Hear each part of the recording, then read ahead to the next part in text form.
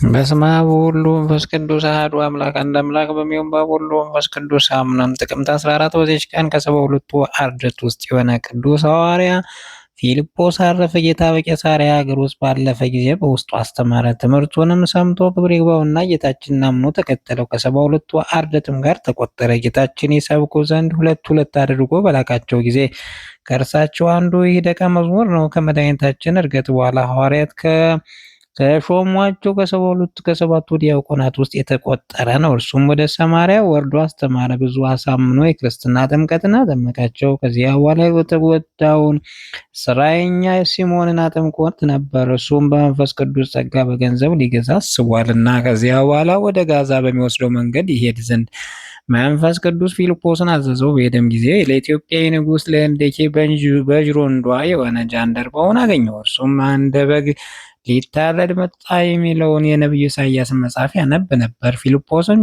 ጃንደረባውን የምታነበውን ታስተውለዋለህ አለው። ጃንደረባውም የአስተማሪ ሳይኖር እንዴት አውቃለሁ አለ። ፊልጶስም ስለ ጌታችን ስለ መከራው ለዓለሙ ሁሉ ድነት ስለሆነ ሞቱ እንደተነገረ ተረጎመለት። ጃንደረባውም ጌታ ኢየሱስ ክርስቶስ ያው እግዚአብሔር ልጅ እንደሆነ አመነ። ያን ጊዜም በፊልጶስ እጅ ከወንዙ ውሃ ውስጥ ተጠመቀ። ከውሃም በወጣ ጊዜ መንፈስ ቅዱስ ነጥቆ ወሰደው። ጃንደረባውን ሁለተኛ አላየውም። ፊልጶስ ወደ አዛጦን ከተማ ደረሰ። እያስተማረም እስከ ቄሳርያ ሄደ። በዚያችም ሁሉ በከተማዎቹም ሁሉ በመዞር ወንጌልን ሰበከ። አይሁድና ከሳምራውያን ብዙዎችን ክብር ይግባውና ጌታ ኢየሱስ ክርስቶስ ወደ ማመን መልሶ ክርስትና ጥምቀትን አጠመቃቸው። ለሐዋርያ ፊልጶስም ከእርሱ ጋር ወንጌል የሚሰብክ 4 ሴቶች ልጆች ነበሩት። አገልግሎትን ፈጽሞ በሰላም አረፈ። ለእግዚአብሔር ምስጋና ይሁን፣ እኛንም በቅዱስ ሐዋርያ ጸሎት ይማረን፣ በረከቱ ከኛ ጋር ትኑር ለዘላለሙ አሜን። በዚች ቀን ከሮማ ሀገር የሆነ የከበረ የእግዚአብሔር ሰው ሙሴ አረፈ። የዚህ ቅዱስ አባቱ ስም አውፌሚያኖስ የእናቱ አማግማልያስ ነው። ከእርሱም እግዚአብሔር የሚፈሩ እጅግ ባለጸጎች ናቸው። አብዝተውም ይመጸውታሉ። ሁልጊዜም ይጸልያሉ። እስከ 9 ሰዓትም ይጾማሉ። ድሆችና ችግረኞችን ሳይይዙ ምንም አይበሉም። ነገር ግን ልጆች የሏቸውም ነበር። የእግዚአብሔር ፈቃድ ያደርግ የተባረከ ልጅ ይሰጣቸው ዘንድ እግዚአብሔርን የለምኑት ነበረ። ጌታቸውም ልመናቸውን ተቀብሎ ይህን መልኩ እጅግ ያማረ የከበረ የተባረከ ልጅ ሰጣቸው። በወለዱትም ጊዜ በእርሱ ደስ ብሏቸው ለድሆችና ለምስኪኖች ታላቅ ምሳን አደረጉ። ስሙንም ሙሴ ብለው ሰየሙት። ትርጓሜም እግዚአብሔር ሰው ማለት ነው። ስለ እርሱም እግዚአብሔር ልመናቸውን ሰምቷልና። ከዚያ በኋላ ሙሴ በመልካም አስተዳደግ አሳደጉት። መንፈሳዊ ስጋዊ ትምህርትንም ጥበብን ሁሉ አስተማሩት። አድጎም በጎለመሰ ጊዜ አባቱ አውፍሚያኖስ ሚስቱ አግልያስን እነሆ ልጃችን ሙሴ አደገ፣ ሚስት ልናጋባው፣ በጋብቻውም ደስ ሊለን ይገባል፣ ለኛ ይገባል አላት። የሙሴ እናት አግልያስም ሰምታ በዚህ ነገር ደስ አላት። ከሮማ ሀገር ታላቆች ሰዎች ወገንም መልኳ እጅግ ያማረ አንዲት ብላቴና አጋቡት። ታላቅ ሰርግንም በማዘጋጀት ሸልመው አስጊጠው በቤተ ክርስቲያን ውስጥ በጋብቻ ስርዓት አክሊላትን አቀናጇቸው። ከዚያ በኋላ ስጋውን ደሙን ተቀብለው ወደሚሰሩበት ቤት ገቡ። ከዚያም በኋላ በማግስቱ አውፍሚያኖስ ሚስቱን ሚዜውን ጠርቶ እንዲህ አለው፣ ሙሽራው ወደ ሙሽሪት ገብቶ የጋብቻውን ሕግ እንዲፈጽም ነገረው። ያ ሚዜም በነገረው ጊዜ ወደ ሙሽራይቱ ገባ። ድንቅ የሆነ ውበቷንና ደምግባቷን ተመለከተ። በልቡ አስቦ እንዲህ አለ፣ ይህ ሁሉ ውበትና ደምግባት ኃላፊ ጠፊ አይደለም። ይህም ብሎ ወደ ሰማያዊት መንግስቱ የሚደርስበትን መንገድ እንዲመራው እግዚአብሔር ለመነው። ሙሽራይቱንም እንዲህ አላት፣ የተባረክሽ እህቴ ሆይ ሰላም ይሁንሽ። እግዚአብሔር ፍቅር፣ አንድነት ከአንቺ ጋር ይኑር። ክብር ይግባውና በጌታ በኢየሱስ ክርስቶስ ዘንድም እስከምንገናኝ ደህና ሁኝ። ይህንን በሚላት ጊዜ ልብሶቹን አውልቆ ሰጥቷት ከእርሷ ዘንድ ወጣ። የተሞሸረበትንም ልብስ ለውጦ ከባህር ዳርቻ እስከሚደርስ መንገዱን ተጓዘ። ልብሶቹን ሁሉ ሽጦ ለድሆችና ለችግረኞች ምጽዋትን ሰጠ። እርሱም ጨርቅን በመልበስ እንደ ድሃ ሆኖ ቁራሽ እንጀራ እየለመነ በጥቂቱ እየተመገበ እስከ ሀገረ ሮሃ ድረስ ሄደ። ከዚያ በደረሰ ጊዜ ወደ ቤተ ክርስቲያን ውስጥ ገብቶ ለሮሃ ንጉሥ ለአርቃሪዎስ በስብከቱ ወራት የተላከለትን ክብር ይግባውና ጌታ ኢየሱስ ክርስቶስ ስዕልና የእመቤታችን ቅድስት ድንግል ማርያም ስዕል አግኝቶ ከስዕሏ ተሳልሞ በረከትን ተቀበለ። ወደ ልዑል እግዚአብሔርን ፈጽሞ እያመሰገነ ጸለየ። ወጥቶም ኑሮውን ከድሆችና ከምስኪኖች ጋር አደረገ። ከዚያ በኋላ መጸለይና መጾም ጀመረ። እስከ ምሽትም ይጾማል። በቀንና በሌሊትም ጸሎቱን አያቋርጥም። ምጽዋትንም ከድሆች ጋር ተቀብሎ እርሱ መልሶ ለሌሎች ይሰጣል። በዚያች ዕለትም በነጋ ጊዜ ወደ ሰርጉ አዳራሽ በአባትና እናቱ ሲገቡ ሙሽራውን ልጃቸው ሙሴ በጫጉላ ቤት እንደሌለ ሰሙ። ደስታቸው ወደ ሐዘን፣ የሰርጉም ዘፈን ወደ ለቅሶ፣ ወደ ዋይታ ተለወጠ። ከዚያ በኋላ አውፍሚያኖስ ባሮችን ጠርቶ ብዙ ገንዘብ ሰጣቸው። እንዲህ አላቸው፣ ልጅ እስከምታገኙ ድረስ ሁለት ሁለት የሆናችሁ ወደ ሀገሩ ሁሉ ሂዱ፣ ለድሆችና ለችግረኞች ምጽዋትን ስጧቸው። እነርሱም በየሀገሩ ሁሉ ተበታተኑ። የአባቱ አገልጋዮችን ሁለቱ አገኙት፣ ግን አላወቁትም። ምጽዋትንም ከድሆች ጋር ሰጡት። ቅዱስ ሙሴም አውቋቸው እንዲህ ብሎ አመሰገነ። ጌታ ፈጣሪ እግዚአብሔር ኢየሱስ ክርስቶስ ሆይ ስለ አንተ ፍቅር ከአባቴ ባሮች እጅ ምጽዋትን ቀበል ዘንድ ለዚህ ታላቅ ክብር ያድለኸኛልና አመሰግንሃለሁ። የአባቱ አገልጋዮች ብዙ ወራትን በሁሉ ሀገሮች ሲዞሩ ኑረው ወደ አውፍሚያኖስ ጌታቸው ተመለሱ። የእግዚአብሔር ሰው ቅዱስ ሙሴም ከሰንበት ቀኖች በቀር እህል የማይቀምስ እስኪሆን ድረስ ተጋድሎውን በመጨመር የሁለቱ በየሶስት ቀኖች የሚጾም ሆነ። ከዚያ በኋላ እመቤታችን የከበረች ድንግል ማርያም ከዚያ ቤተ ክርስቲያን ካህናት ውስጥ ለአንድ ደግ ጻድቅ ቄስ ተገልጻ እንዲህ አለችው። በጠዋት ወደ ቤተ ክርስቲያኖች ውጣ፣ ከምሰሶ አጠገብ ብቻውን ቆሞ የሚጸልይ ሰው ታገኛለህ። እግዚአብሔር ሰው ሆይ ወደ ቤተ ክርስቲያን ግባ በለው። በውጭ አተው ጾም ጸሎቱ በእግዚአብሔር ፊት መዓዛው ጣፋጭ እንደሆነ ዕጣን ተቀባይነት አግኝቷልና። ሲነጋም ያ ቄስ ወደ ቅዱስ ሙሴ ሄዶ እግዚአብሔር ሰው ሆይ ወደ ቤተ ክርስቲያን ግባ አለው። ሙሴም አባቴ ሆይ ከከበረ ቦታ ላይ መቆም የማይገባ ኃጢአተኛ ነኝና ተወኝ አለው። ቄሱም ወደ ቤተ መቅደስ ሳስገባት ዘንድ ከቅድስት ድንግል እመቤታችን ማርያም ወደ አንተ ልጅ ተልኬአለሁ ብሎ መለሰለት። ወደ ቤተ መቅደስ የሚያስገባው ዘንድ እንዳዘዘችው ነገረው። ከዚያ በኋላ አስገባው። ከዚያም በኋላ እግዚአብሔር ሰው ሙሴ ወደ ሀገረ ጠርሴስ ይሄድ ዘንድ አሳስቦ፣ እርሷም የሐዋርያው ጳውሎስ ሀገር ናት። እንዲህም አለ፣ እስከ ዕለተ ሞቴ በውስጧ እኖራለሁ። ስጋው ምንም በሮሜ ሀገር የሚኖር ቢሆን የትውልድ ሀገሩ ናትና በረከት እቀበላለሁ ብሎ ነው። በሌሊት ወጥቶ ወደ ባህር ዳርቻ ሄደ። ወደ ጠርሴስ የሚሄድ ዘንድ በመርከብ ተጫነ። በባህር መካከል ታላቅ ነፋስ ተነሳባቸው። ባህሩም ከነፋሱ ኃይል የተነሳ ታወከ። ወደ የትም እንደሚሄዱ አያውቁም ነበር። ቀኑ ጨልሞባቸዋል። ስለ ነፍሳቸው ድነትም ወደ እግዚአብሔር ለመኑ። በዚያ ጊዜ ባህሩ ጸጥ ብሎ ታላቅ ደስታ ሆነ፣ ብርሃንም ታየ። ወደ ሮሜ ሀገር ወደብም እንደደረሱ አወቁ። ቅዱስ ሙሴ ተነስቶ በመርከብ ውስጥ ያሉትን በሰላምታ ተሰናብቷቸው ጉዞውን ጀመረ።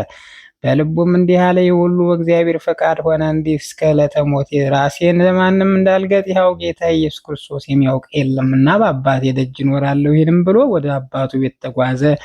በመንገድም ላይ አባቱ እናንተ ተገናኝተው ብዙ ሰው ተከትሎት ነበር። የእግዚአብሔር ሰው ሙሴ ቀረብ ብሎ አባቱን የተቀመጠበትን ፈረስ ልጓም ያዘ። እንዲህም አለ፣ እግዚአብሔር ባረከህ ያከብርህ አንተ ደግ ሰው።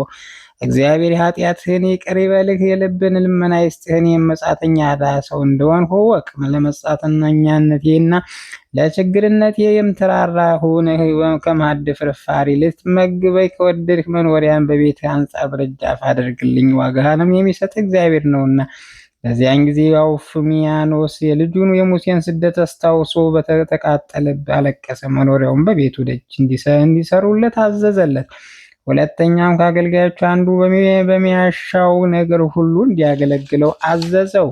እግዚአብሔር ሰው ሙሴም ያን የሚያገለግለውን ወንድሜ ሆይ ከሰንበት ቀኖች በቀር መብልና መጠጥ እንዳታመጣልኝ እለምንሃለሁ። ይኸውም ከቁርባን በኋላ ግማሽ እንጀራና የጽዋ ውሃ ብቻ ነው አለው። በጾምና በጸሎት የተጋደለ በዚያ በአባቱ ደጅ 12 ዓመት ኖረ። ሰውን የሚወድ ቸር ጌታ ኢየሱስ ክርስቶስ ከዚህ ዓለም ድካም ሊያሳርፈው ወዶ ተገለጠለት። እንዲህም አለው፣ የመረጥሁህ አንተ ብፁዕ ነህ፣ አንተ ፍቃዴን ፈጽመሃልና በዚህ ዓለም ከደስታ ሐዘንን ከብልጽግና ድነት መርጠሃልና እኔ የማይጠፋ ብልጽግና እሰጥሃለሁ። ዳግመኛ ስምህን ለሚጠራ መታሰቢያን ለሚያደርግ የተራበውን ለሚያጠግብ የተጠማውን ለሚያጠጣ የተራቆተውን ለሚያለብስልህ ለሚጽፍ ወይም ለሚያጽፍ ስለ ስምህ በጎ ስራ ሁሉ ለሚሰራ ቃል ኪዳን ሰጠሁ። በሰማይ መንግስት በጎ ዋጋን እሰጠዋለሁ።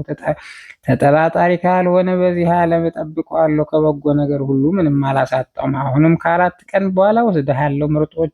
ምርጦች ነቢያት፣ ሐዋርያት፣ ጻድቃን፣ ሰማዕታት ካሉበት አኖርሃለሁ። ይህንንም ብሎ ከእርሱ ዘንድ ወደ ሰማይ በታላቅ ክብር አረገ። ቅዱስ ሙሴ ከእግዚአብሔር ዘንድ ይህን ጸጋ በተሰጠ ጊዜ እጅግ ደስ አለው። ያን የሚያገለግለውንም ወንድሜ ሆይ እንግዲህ ስለ እኔ ከመድከም ታርፋለህና ወረቀትና ቀለም አምጣልኝ አለው። ያን አገልጋይ ከአነጋገሩ የተነሳ አድንቆ ወረቀቱና ቀለሙን አመጣለት። የከበረ የእግዚአብሔር ሰው ሙሴ ከመጀመሪያው እስከ መጨረሻው ገድሉን ሁሉ ጻፈ። በአራተኛው ቀን ያችን የጻፋትን መጽሐፍ በእጁ መጨበጥ በእሑድ ቀንም በሰላም አረፈ። መላእክት፣ ነቢያት፣ ሐዋርያት፣ ጻድቃን፣ ሰማዕታት ለሚያገለግሉት የዘላለም ተድላ ደስታ ስለሚሰጥ ለነበረ ለሚኖር ፈጣሪያችን ምስጋና ይሁን እያሉ ነፍሱም ተቀበሏት። ሕዝቡ ሁሉ በቅዳሴ ጊዜ በቤተክርስቲያን ውስጥ ተሰብስበው እያሉ ከመሰዊያው በላይ የጌታችን ሕጎችና ስርዓቱን የሚያደርጉ ደጎች አገልጋዮች ባሮች የተመሰገኑ ናቸው፣ እነርሱም ወደ ዘላለም ተድላ ደስታ ይገባሉ የሚልን ቃል ሲጮህ ሰሙ። ሊቀ ጳጳሳቱና ኤጲስቆጶስ፣ ቀሳውስቱ፣ ዲያቆናት፣ ሕዝቡ ሁሉ በሰሙ ጊዜ በላያቸው ታላቅ ፍርሃት ወደቀባቸው። የቅዳሴውን ስርዓት ከተፈጸመ በኋላ ይህም ምስጢር ይገልጽላቸው ዘንድ ወደ እግዚአብሔር ኢየሱስ ክርስቶስ በመጸለይ ማለዱ። በዚያን ጊዜ እግዚአብሔር ሰው በአውፊሚያኖስ ቤት ፈልጉት፣ እነሆ እርሱ በነፍሱ ከእግዚአብሔር እጅ ሰጥቷልና የሚል ቃል ሰሙ። ሊቀ ጳጳሳቱም ይህን ነገር ሰምተው አውፊሚያኖስን ጠራውና ይህን ታላቅ ጸጋ በቤት ውስጥ ሲኖር በሕይወት ሳለ እንዲጎበኘው በረከቱም እንዲቀበለው ለምን አልነገርከንም አለው። አውፊሚያኖስም እንዲህ ብሎ መለሰ። ክቡር አባት ሆይ ቅድስና ይመስክር፣ ይህ የሚመስል በቤቴ ውስጥ እንዳለ አላወቅሁም። በዚህ ጊዜ ሊቀ ጳጳሳቱ ከሁሉ ካህናትና ከሕዝቡ ጋር ተነስቶ ወደ አውፊሚያኖስ ቤት ሄደ። የከበረ የእግዚአብሔር ሰው ሙሴንም ባረፈበት ቦታ አገኙት። ክርታሱንም በእጁ ውስጥ ነው። ሊቀ ጳጳሳቱም ያችን ክርታስ አንስቶ እግዚአብሔር ሰው ሙሴ የአውፊሚያኖስ ልጅ እናቱም አግሊያስ እስከሚለው ስሙ እስኪደርስ በሕዝቡ ሁሉ ፊት አነበባት። እናት አባቱ በሰሙ ጊዜ ደነገጡ፣ መራራ ለቅሶንን አለቀሱ። ቤተሰቦች ሁሉ ከዚያ በኋላ ሊቀ ጳጳሳቱን አጽናንቶ ጸጥ አደረጋቸው። በዚያን ጊዜ ሊቀ ጳጳሳቱ የሐር ልብስን አስመጥቶ በክብር ገነዘው። ወደ ቤተ ክርስቲያንም ወስደው ከስጋው እስከሚባረኩ ቤተ መቅደስ አኖሩ። ካህናቱ እና ሕዝቡ ሁሉ ከዚያ በኋላ ብዙ በሽተኞች፣ ዕውሮች፣ አንካሶች፣ ደንቆሮች፣ ዲዳዎችን መጥተው ከስጋው በተሳለሙ ጊዜ ሁሉም ከደዌያቸው ዳኑ። በዚያች ቀን ታላቅ ደስታ ሆነ። ሕዝቡ በበዙ ጊዜ የልጁን የሙሴን ስጋ ከአልጋው ላይ እንዳይጥሉት አውፊሚያኖስ ፈራ። ብዙ ገንዘብ አምጥተው ይበትኑ ዘንድ አገልጋዮችን አዘዛቸው። ስጋውንም ትተው ወደ ተበተነው ገንዘብ ይሄዳሉ ብሎ አስቦ ነበር፣ ግን ከቶ አንድስ እንኳ ወደ ገንዘቡ ይሄድ የለም። ከዚያ በኋላ ስጋውን በታላቁ ሐዋርያው በጴጥሮስ እና በጳውሎስ ቤተክርስቲያን አኖሩ። ከስጋውን ብዙ ድንቆች ታምራት ተደረጉ። ዕውሮች አይተዋልና፣ አንካሶች ቀንተው ይሄዳሉና፣ ድንቆሮችም ይሰማሉና፣ ለምጻሞች ይነጻሉና፣ አጋንንት ያደሩባቸው ይወጡላቸውና፣ ሁሉም ካለባቸው ደዌ ይድናሉና። ለእግዚአብሔር ምስጋና ይሁን፣ እኛንም በዚህ ጻድቅ ጸሎት ይማረን፣ በረከቱ ከኛ ጋር ትኑር ለዘላለሙ አሜን። በዚህ ቀን ዳግመኛ የቁስጥንጥንያ ንጉሥ የቴዎዶሲዮስ ልጅ የቅዱስ ገብረ ክርስቶስ የዕረፍቱ መታሰቢያ ነው። ይህም ቴዎዶሲዮስ እግዚአብሔር የሚፈራ ነው። ሚስቱ በጎ የምትሰራ እግዚአብሔር የምትፈራ ናት። ስሟንም መርኬዛ ነው። እነርሱም ልጅ ስለሌላቸው ያዙ ነበር። ወደ ኢየሩሳሌም ሂደው ስለትን ተሳሉ። ቸር መሐሪ ወደሆነ እግዚአብሔር ለመኑ። እርሱም ልመናቸውን ተቀብሎ የተማረ ልጅ ሰጣቸው። ስሙንም አብደል መሲህ ብለው ሰየሙት። ተረጓሚውን ገብረ ክርስቶስ ማለት ነው። የቤተ ክርስቲያን ትምህርት ሁሉ የስጋውንም ትምህርት አስተማሩት። አድጎ በጎለመሰ ጊዜ የሮሜ ንጉሥ ልጅ አይተው እንደ ስርዓት አጋቡት። ከሌሊት እኩሌታም በሆነ ጊዜ ሙሽራው ገብረ ክርስቶስ ተነስቶ ወደ ሙሽራይቱ ገባ።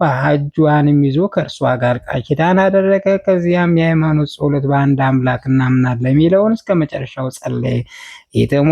የተሞሸረበትንም ልብስ ከላይ አውልቆ የግምጃ ልብስን ለበሰ። ወደ ሙሽራቱም ሂዶ ራሷን ሳማት፣ እንዲህም እያለ ተሰናበታት። እግዚአብሔር ከአንቺ ጋር ይኖር፣ ከሰይጣንም ስራ ሁሉ ያድንሽ። እርሷም አልቅሳ ጌታዬ ወዴት ትሄዳለህ? ለማንስ ትተወኛለህ? አለችው። እርሱም በእግዚአብሔር ዘንድ ተውሻለሁ፣ እኔም ጌታ ኢየሱስ ክርስቶስ ልከቶ ሄዳለሁ። አባቴ መንግስት ኃላፊ ነውና አንቺም መሐላሽን አስቢ አላት። ያን ጊዜ መሐላውን አስባ ዝም አለች። ለሰርጎም የታደሙት ሁሉ እንደተኙ በሌሊት ወጥቶ ሄደ። ወደ ባህር ዳርቻም ደርሶ በመርከብ የሚጓዝ መንገደኞችን አገኘ። የዓመት መንገድ ወደሚሆኑ ወደ አርማንያ እስከሚደርስ ከእነርሱ ጋር ተጓዛ። ነግቶ ወደ ሰርጉ አዳራሽ በአባትና እናቱ በገቡ ጊዜ ሙሽራው በልጃቸው አላገኙትም። ሙሽራይቱም ልጃቸው ወዴት አለ ብለው ጠይቋል። እሷም እንዲህ አለቻቸው፣ በሌሊት ወደ እኔ ገባ፣ መሐላ ማማሌ ከእኔ ጋር ቃል ኪዳን አደረገ። ራሴንም ስሞኝ ከእኔ ዘንድ ወጣ። እኔም እያለቀሱ እያንደርሁ ነገሯንም ሰምተው ወድቀው በመጮህ ታላቅ ልቅሶን አለቀሱ። በዚያ ጊዜ በአገሩ ውስጥ ሁሉ ልጃቸውን ገብረ ክርስቶስ ይፈልጉ ዘንድ ንጉሡ 500 አገልጋዮችን ላከ። ለሌሎችና ለምስኪኖች ምጽዋትን አድርገው የሚሰጧቸው ብዙ ገንዘብ ሰጣቸው። ገብረ ክርስቶስ ግን በእመቤታችን በቅድስት ድንግል ማርያም ስም በአርማንያ ሀገር በተሰራች በአንዲት ቤተክርስቲያን ደጅ የሚኖር ሆነ። አባቱ የላካቸው ሁለቱ አገልጋዮች ከዚያች ደርሰው ስለ እርሱ መርምረው ግን ወሬውን ማግኘት ተሳናቸው። ለድሆች ምጽዋትን ሰጥቶ እርሱም ከድሆች ጋር ምጽዋትን ተቀበለ። በዚያም 15 ዓመት ከኖረ በኋላ እመቤታችን ቅድስት ድንግል ማርያም ለአንድ ቄስ ተገለጸለትና ቦታውን አመልክታ እንዲህ አለችው፣ የእግዚአብሔር ሰው ገብረ ክርስቶስ ይዘህ ከቤተ ክርስቲያን ውስጥ አስገባው፣ ከውጭ አትተው። ቄሱም እመቤታችን እንዳዘዘችው አደረገ። ከዚያ በኋላ የተመሰገነ ገብረ ክርስቶስ በሌሊት ተነሳ። የቤታችን ሰልፊቱን ቆሞ እየጸለየ እንዲህ አላት፣ እመቤቴ ሆይ የተሰወረውን ስራዬን አንቺ ለምን ገለጽ? አሁንም ወደሚሻለኝ ምሪኝ። ይህንም ብሎ የእመቤታችን ስሏን ተሳልሞ በሌሊት ወጥቶ ወደ ባህር ወደብ ደረሰ። ወደ ሌላ ሀገርም ሊሄድ ወዶ በመርከብ ተሳፈረ። ግን እግዚአብሔር ፈቃድ ከአባቱ ሀገር ደረሰ። የአባቱና የእናቱን ባሮች እየናቁት እና እየተሰደቡት በአባቱ ደጅ 15 ዓመት ኖረ። ሲገቡና ሲወጡ ሽታው እንዳያስጨንቀን ይህን ምስኪን አስወግዱልን ይላሉ። ወጭት ድስትም አጥበው በላዩ ላይ ይደፉበታል። ውሾችም እንዲናከሱበትና እንዲበሉት የስጋ ትርፍራፊ ይጥሉበታል። ውሾች ግን ቁስሉን ይልሱለት ነበር። እንደዚህም አብዝተው ያሰቃዩት። ከዚያ በኋላ ወደ እግዚአብሔር እንዲህ ብሎ ለመነ። ጌታ ኢየሱስ ክርስቶስ ሆይ ለአባቴና ለእናቱ ባሮች በደል እንዳይሆንባቸው ወደ አንተ ውሰደ። በዚያም ጊዜ ክብር ይግባውና ጌታ ኢየሱስ ክርስቶስ ስሙን ለሚጠራ መታሰቢያውን ለሚያደርግ ቃል ኪዳን ሰጠው። ከዚያ በኋላ ገድሉን ከመጀመሪያው እስከ መጨረሻው ጻፈ። በእጁም ጨብጧት አረፈ። በእሑድም ቀን ሕዝቡ ሁሉ ካህናቱ፣ ከሊቀ ጳጳሳቱ በቅዳሴ ጊዜ ቤተክርስቲያን ውስጥ ሳሉ እግዚአብሔር ሰው በንጉሥ ቴዎዶሲዎስ ቤት ፈልጉት የሚል ቃል ከሰማይ ሰሙ። በዚያን ጊዜ ሄደው ባረፈበት ቦታ አገኙት። በእጁም ውስጥ በተጨበጠ ክርስታስን አዩ። ሊወስዱትም ሽተው በመውሰድ ተሳናቸው። በአንድነትም በጸለዩ ጊዜ እጁ ተፈታ። ወስደው ካነበቧት አባቱና እናቱ ልጃቸው እንደሆነ አወቁ። ታላቅ ጩኸትም ሆነ፣ መሪር ለቅሶንም አለቀሱ። ክርስታሱንም አክብረውም ቀበሩት። መቃብሩም በሽተኞችን ሁሉ በመፈወስ ድንቆች የሆኑ ብዙ ታምራትን የሚያደርግ ሆነ። ለእግዚአብሔር ምስጋና ይሁን፣ እኛንም በዚህ ጻድቅ ጸሎት ይማረን፣ በረከቱ ከእኛ ጋር ትኑር ለዘላለሙ አሜን። በዚች ቀን የታላቁ የከበረ አባታችን አረጋዊ ዘሚካኤል የሚባል መታሰቢያው ነው። ይህ ቅዱስ ከእነርሱ ጋር በዘጠኝ የሆኑት ቅዱሳን እግዚአብሔር አገልጋዮች ወደ ኢትዮጵያ ሀገር እስካደረሳቸው ድረስ በመንገድ የመራቸው እርሱ ነው። ከእርሱም ዘንዶ ጅራት በመያዝ ከደብረ ዳሞ ተራራ ላይ ወጣ። በዚያም ፍጹም የሆነ ተጋድሎውን ፈጸመ። ክብር ይግባውና ከጌታ ኢየሱስ ክርስቶስ ስሙን ለሚጠራ መታሰቢያውን ለሚያደርግ ቃል ኪዳን ሰጠው። ከመምህሩ ከአባ ጳውሜስ ዘንድም እንደተማረ ለልጆቹ መነኮሳት ሥርዓትን ማህበርን ሰራላቸው። ከዚያ በኋላ በእግዚአብሔር ቸርነት እንደ ሄኖክና እንደ ኤልያስ ከሞት ገጽ ተሰወረ። ለእግዚአብሔር ምስጋና ይሁን፣ እኛንም በዚህ ጻድቅ ጸሎት ይማረን፣ በረከቱ ከእኛ ጋር ትኑር ለዘላለሙ አሜን። በዚች ቀን የመርክዋና ከእርሱ ጋር ያሉ ሰማዕታት የዱማቴዎስ እና የምዕራይስ የ431 ሰማዕታት መታሰቢያቸው ሆነ። እግዚአብሔር በጸሎታቸው ይማረን፣ በረከታቸው ከእኛ ጋር ትኑር ለዘላለሙ አሜን። ጌታ ሆይ ከብልጽግናቸው ብዛት የተነሳ ብዙ መባ ካገቡት ይልቅ የዳይቱን አነስተኛ በአንድ ተቀበል። ለሁልጊዜ የሚያገለግሉን ኃይላዊ መላእክት እያሳሰበ ችግር ይዘማቀር ምስጋና ተቀበል። እናንተ ቅዱሳን ነቢያት፣ ሰማዕታት፣ ጻድቃን፣ ትጉሃን መላእክት፣ ፍጹማን ደናግል እንዲሁም መነኮሳት ልጅ አዋቂ ሳይል የምንሰበሰብበትን የጉባኤ ቦታ ባርኮ የመጽሐፍ ወረቀት አዘጋጅቶ ብራና ዳምጦ የጻፈውን ያጻፈውን ከግዕዝ ወደ አማርኛ የተረጎመውን ቃለ ንባቡን በእርጋታ መንፈስና በተመስጦ ሕሊና ያዳመጠውን በደለኛ ሁሉ የምታስምር ጌታ እናቱ በማርያም ጸሎት ኢየሱስ ክርስቶስ በአንድነት ይማረ ኢየሱስ ክርስቶስ በአንድነት ይማረ ኢየሱስ ክርስቶስ በአንድነት ይማረ ለዘላለሙ አሜን።